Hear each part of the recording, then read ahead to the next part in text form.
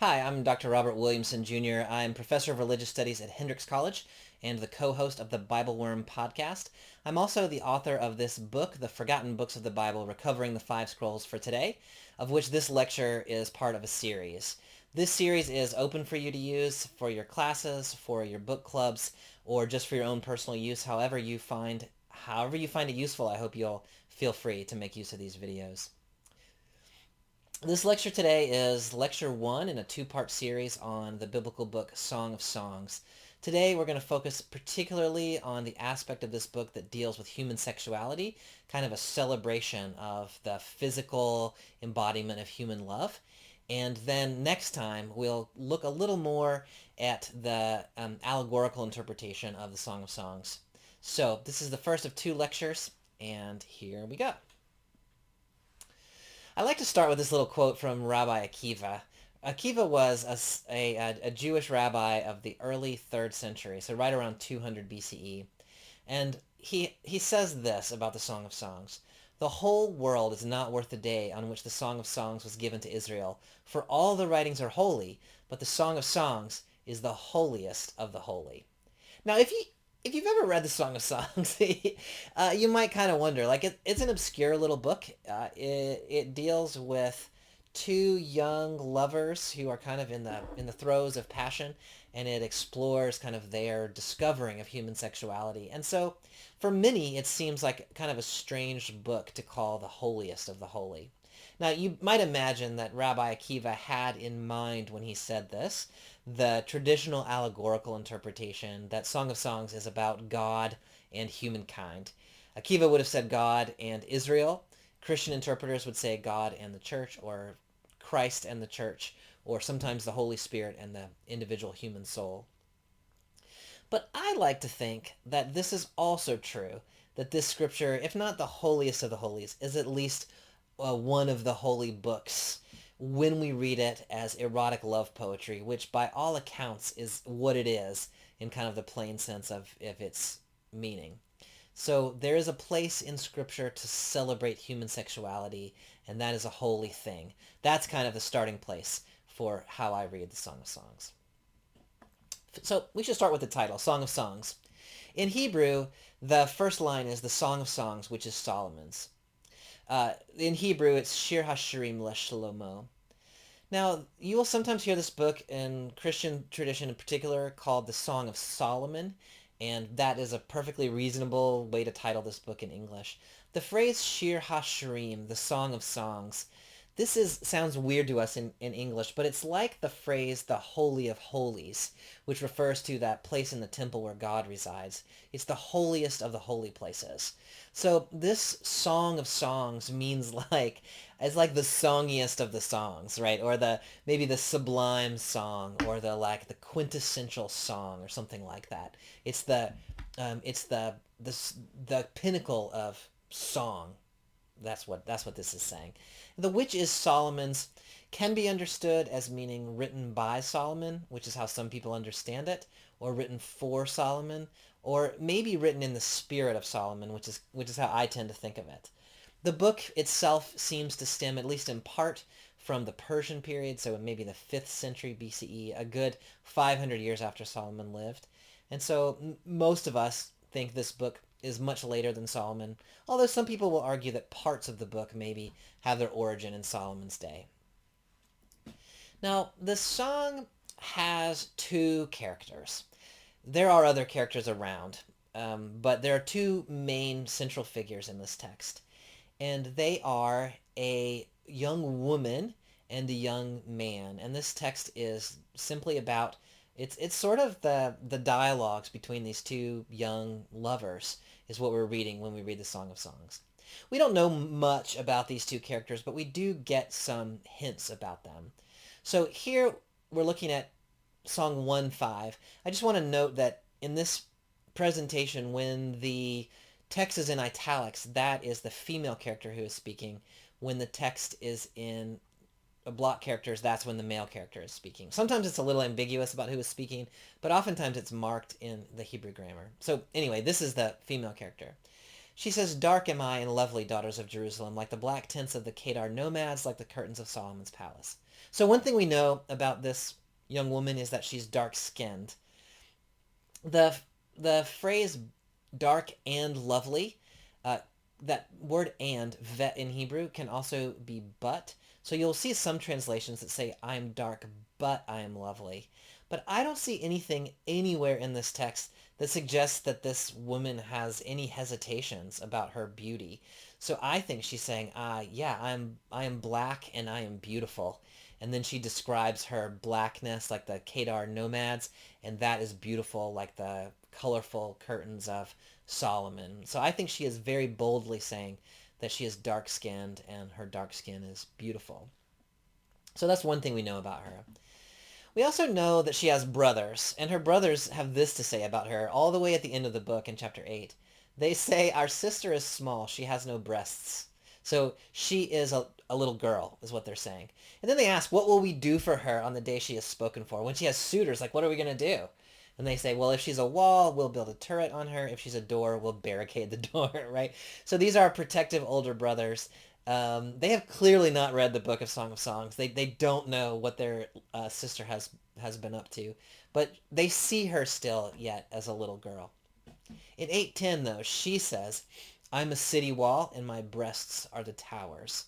So she sees herself as a fully formed woman, a voluptuous woman.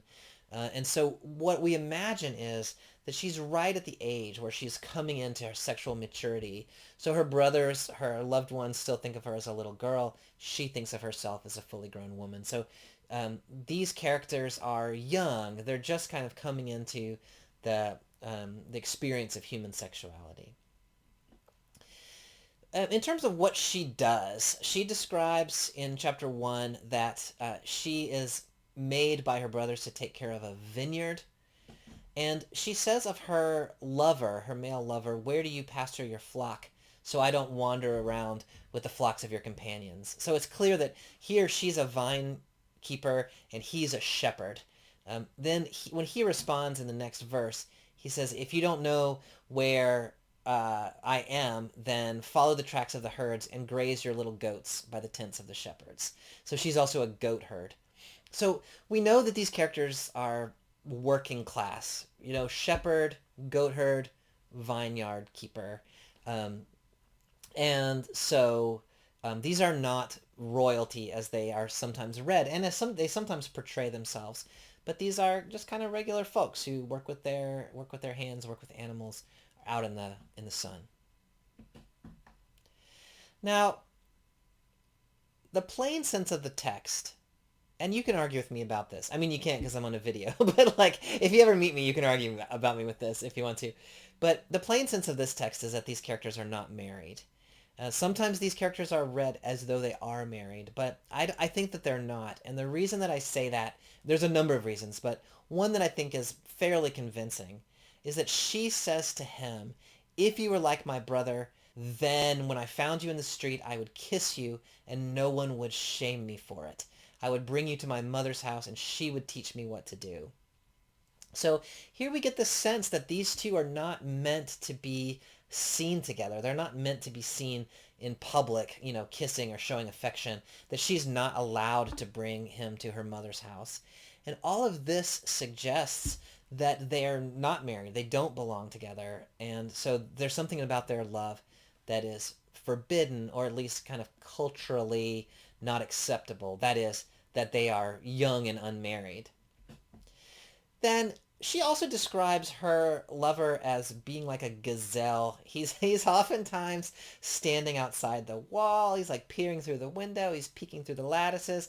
Reminds you a little bit of like Romeo and Juliet, like he's throwing rocks at the window and like climbing up the trellis, And this likewise leads you to believe that these two aren't married. Like if they were married, he'd just walk through the front door and be like, hey, honey, I'm home. But instead, he's like, he's a little bit of a lurker. He's out in the bushes. He's like trying to catch her attention, furtive glances. So I think these two characters are young, they're not married, and they are just coming into understanding something about what it means to be sexual beings. Now, if you want to argue with me, this is the way you would do it, which is to say, hey, he calls her his bride, right? Come down with me from Lebanon, my bride, he says to her. Now, the way that I read that is that bride is a pet name, and these characters use pet names a lot. She calls him my king, he calls her my bride. If you want to insist that this is should be read literally, like he says my bride, so she's my bride, then we end up in this situation where he also calls her my sister, my bride. So now we're into a whole other world of like sister brides now. And so if you're going to take the one literally, you need to take the other literally. I think that these are both pet names that he has for her. He calls her my sister, my bride again in 410, my sister, my bride again in 412. And then in 5:2, he refers to her as my dove. So clearly they're not all literal, right? She's not a bird. And so I think these are all just little kind of pet names that one calls one's lover. So the reason that I think it's important that they're not married, and I mean, I think it's fine to read them as married, but one of the things I think the Song of Songs contributes to us is that it thinks about the joy of human sexuality for its own sake. It's not interested in restriction or confinement. It's just interested in kind of saying human sexuality is kind of amazing, really. And we have other biblical texts that sort of talk to us about marriage, talk to us about restriction. We have Paul, who has all kinds of rules for us. But here we have one biblical text that's just kind of saying, hey, isn't the fact of human sexuality kind of amazing? And I think that's the way this text could be read, probably should be read, and that it contributes something important to our communal discourse. Okay, so let's just look briefly at a couple of the passages in the Song of Songs. The Song of Songs starts out with this saying from the female character. She says, "Let him kiss me with the kisses of his mouth, for your love is better than wine." Now, depends on which translation you read, and this is one thing you will discover about the Song of Songs, is that there's a lot in the translation, and so the Hebrew is a little complicated. The imagery, as I'll show you in just a second, is very fraught imagery. There's a lot of double entendre and innuendo in the Song of Songs, and so it's not always entirely clear how it ought to be read. The word that is translated love there is not the usual word for love, which is ahava. This is the word dodecha, which is rooted in the word for breasts, and it usually connotes some kind of physical aspect of love. So you might translate this as your love making or your acts of love are better than wine. And that kind of changes the tone of things, right? It gets us into kind of a different mindset. It is your physical love that is better than wine. In one way or another, seems to be what she is saying. Now, here in 112, we get this really beautiful kind of fraught imagery. I'm reading Robert Alter's translation. If you haven't read Robert Alter's translation of the Hebrew Bible, you should go and check it out. It's really profoundly beautifully done. But this is what she says. While the king was on his couch. So here she's talking about her lover, and she's depicting him being on his couch. My nard gave off its scent. A sachet of myrrh is my love to me, all night between my breasts. A cluster of henna, my lover to me, in the vineyards of En-Gedi. Okay. Now, then the question is, well, so what's she talking about here? So on one kind of reading of this text, she's talking just about perfume. There is nard, there is myrrh, there is henna. These are perfumes. They are, could be used in reference to a bedroom. They are kind of olfactory senses are being engaged here. And so it's this kind of nice description of her self-perfuming.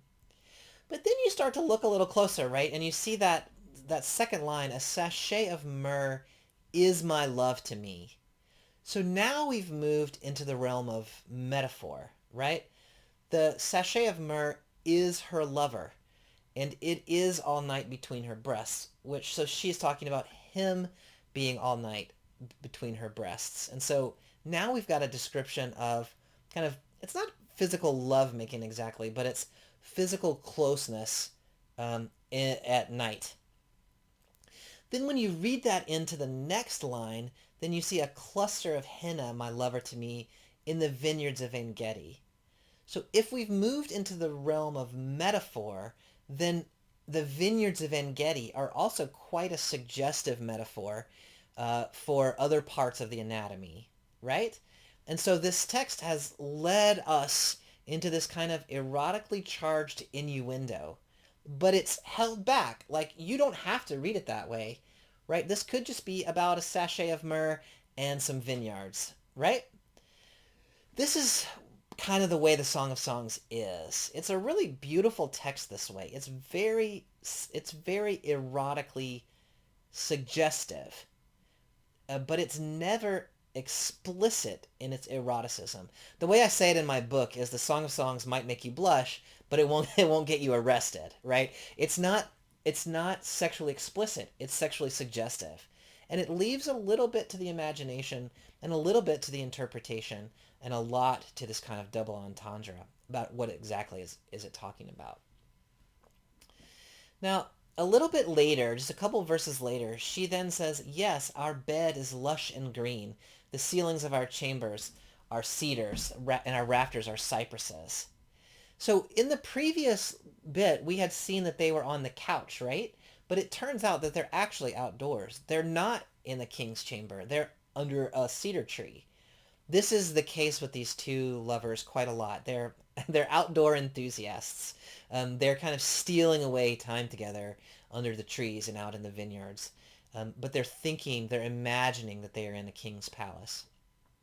So this, I think, fairly straightforwardly is a scene about their kind of encounter. These two young lovers encountering one another uh, in the great outdoors.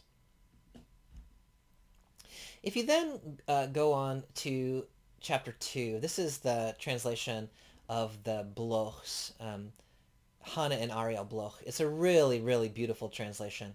And here it captures a little bit of the kind of ambiguity and double entendre, again, of the Song of Songs. So she speaks, my beloved among the young men is a branching apricot tree in the wood. In that shade I have often lingered, tasting the fruit. So here the lover has become a tree. She's lingering in the shade of the tree. She is tasting the fruit of the tree. But the tree is her lover, so she's lingering in the shade of her lover. She's tasting the fruit of her lover. These things get all tied up together. Then she says, let me lie among vine blossoms in a bed of apricots. I am in the fever of love. So here, clearly, there is a kind of a sensuous, a sexual component to this. I'm in the fever of love. And then his left hand is beneath my head, his right arm holding me close. This, I think, is an image of spooning, basically. They are under their tree, and has wrapped her in his arms and is holding her close. By the way, if you do read the Song of Songs allegorically, so if you do read it, and we'll talk about this more next time, but if you do read it as the male lover is God, the female lover is humankind, this is a really beautiful image of God sort of wrapping us up in the divine arms and sort of holding us close. But here, I think in the plain sense of the text, this is them sort of cuddling under the tree, among the vine blossoms. Now, she is very skilled at this kind of erotic, kind of double entendre. He is less skilled. This is one of my favorite lines in the Song of Songs. He says, this is the male character, says to his female companion, your stately form resembles a date palm, and your breasts are like clustered fruit. I say, I will climb the palm tree. I will hold its fruit. Right? So he's trying to be all like subtle and innuendo-ish, but he just kind of, I mean, he nails it, right? Like, right, he's straight to the point. It's not very poetic, not very subtle, but you kind of get the sense of what these two are up to. They're kind of playful with each other. They're kind of making these erotically charged statements, but they're doing it in this kind of veiled language about fruit and trees and spices and whatnot. Now then he continues on, sorry, your palate is like excellent wine. And then she, in this really interesting way, finishes his sentence for him, flowing smoothly from my love, gliding through the lips, and teeth. So she interrupts him. There's this kind of playful back and forth between these two characters. She's interrupting him to sort of see if she can take his metaphor to the next level. Then just immediately after that, she says to him, "Come, my love, let's go out to the field and rest all night among the flowering henna. Let's set out early for the vineyard. We'll see if the vines have budded and the blossoms opened, see if the pomegranates have bloomed. There I'll give my loving to you." Now, one of the things that I really love about the Song of Songs, I mean, we're talking about a text that was written, 500 BCE, so this text is 2,500 years old. And yet, we have this really kind of profound sense of mutuality in this text. These two lovers are back and forth with each other. They are joking with each other. They're complimenting each other. But here what you have is, in the previous verses, the male lover has kind of said, "I really would like to climb your tree and hold your fruit." And now she has come back and said, "Yes, come, let's go to the field, and there I'll give my loving to you." So there's this really interesting kind of this mutuality and consent where he has made a suggestion and she has taken the suggestion and confirmed it. And only then do they seem to go out and enjoy one another's company. This language, of course, here very clearly, let's go look at the flowering and blooming of all the things, right? This is not about Flora, right? This is about her kind of sexual awakening. As is clear in verse 13, "There I'll give my loving to you." But I love that these two lovers have this kind of playful relationship, but also a respectful relationship where everything is invitation and response. You see that again in chapter 4. He starts in 4:9. He says to her, "You have captured my heart, my sister, my bride. You have captured my heart with one glance from your eyes, with one strand of your necklace." So he's kind of said, "I'm in love with you," right? Or "I'm infatuated with you." And she in 4:16 then says, "Let my love come to his garden, let him eat its luscious fruit." So he said, "I'm interested in you." And she says, "Yeah, like, come on." And then he responds in 5:1, "I have come to my garden, my sister, my bride. I have gathered my myrrh and my spices. I have eaten the honeycomb with honey. I have drunk my wine and my milk." So here you see this kind of back and forth. Here's what I'd like to do. Yeah, why don't you come on? And him saying, "Yes, I did." So there's this kind of mutuality and consent, invitation and response. There's nothing here that's coercive, nothing here that's in any sense forced or unwanted. One of the other things I love about this text is these two are they're really sweet. So he says to her, "Look at you, so beautiful, my dearest. Look at you, so beautiful. Your eyes are doves." And then she comes right back, "Look at you, so beautiful, my love. Yes, delightful."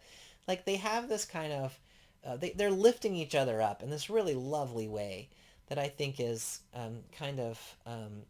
it's just kind of a beautiful thing to behold. Like we could talk to one another this way. We could freely give compliments to each other and lift each other up.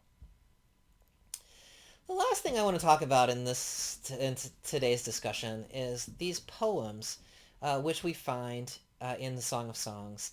The form is called the watsif, which is an Arabic word, but it's for a form of poetry in which the speaker describes the body. Here it's the male describing the body of the female. And typically they start at the head and they just move slowly down the body, kind of admiring the body. And so I just want to read a little bit. You've probably heard these poems someplace before. But he says to her, "Your eyes are doves beneath the veil of your hair. Your hair is like a flock of goats as they stream down Mount Gilead." This is my favorite one. "Your teeth are like newly shorn ewes as they come up from the washing pool. All of them perfectly matched, and not one of them lacks its twin." Right? All in the world he said right there is you've got all your teeth.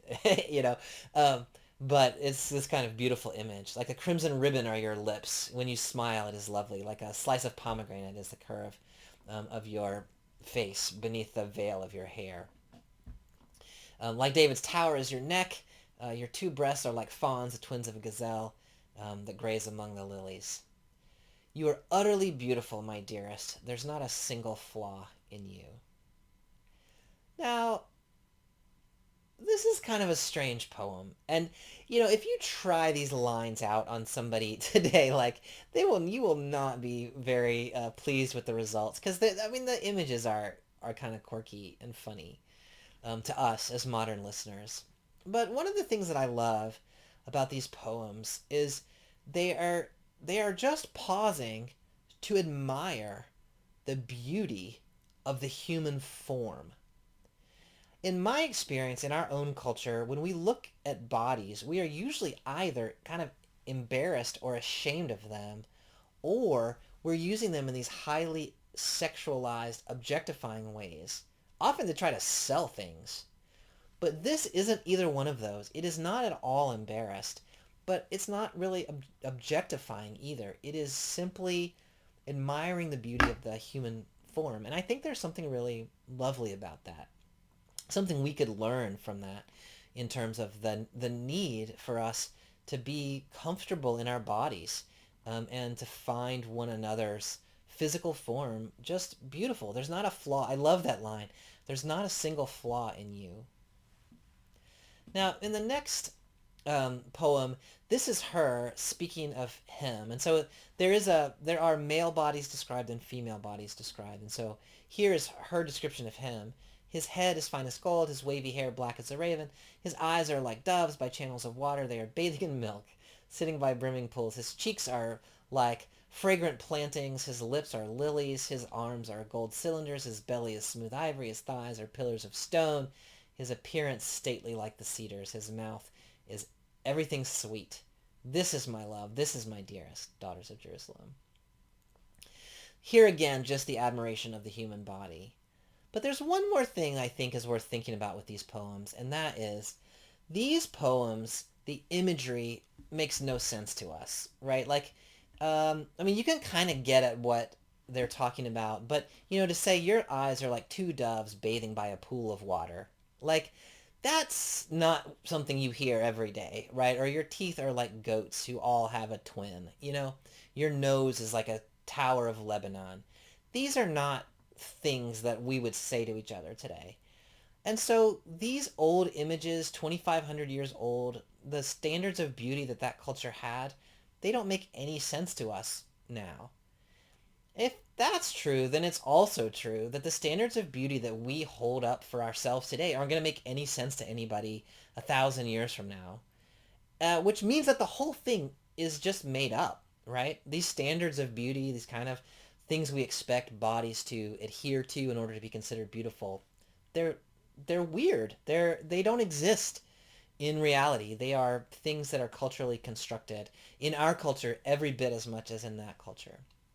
If that is the case, then the Song of Songs gives us permission not to hold up a pre-existing standard of beauty, but simply to look at the physical form of our own body or of the bodies of our loved ones, and just to find beauty everywhere we look, right? No matter who we encounter, no matter what age or height or weight or ethnicity or gender identity or whatever the case might be, we can look at any form and say, you are beautiful. There's not a single flaw in you. We don't have to do that in an objectifying way. We don't have to do that in an embarrassed way. We can just encounter people in the bodies that they have and say, you are beautiful. That's something that this text offers to us, and I think something that we can offer to each other. So that's it for this first lecture of the Song of Songs. I think there's so much in this text that can be useful for us, particularly as communities of faith and as church communities. Just a text that celebrates human bodies, and celebrates human sexuality. Text that reminds us, even in our culture, 2,500 years later, in this Me Too kind of moment of sexual exploitation, to remind us about mutuality and invitation and consent. There's so much richness in this text that it can lead us into these really valuable conversations. So I hope you'll spend some time with this text and talking with your friends or family or church community, or thinking about it just on your own about what does this text have to offer. I've only barely just touched the surface in this little talk here. If you're looking for me, you can find me on my website at robertwilliamsonjr.com, on Facebook at robertwilliamsonjr.author, on Twitter. If you haven't listened to the Bible Worm podcast, please go and check it out, BibleWormPodcast.com. We just have put up an episode on this text. If you want to get in touch with me, it's robert at robertwilliamsonjr.com. Thanks for being here. I hope you have learned a thing or two, and I hope you'll come back for the next part of the lecture. See you then.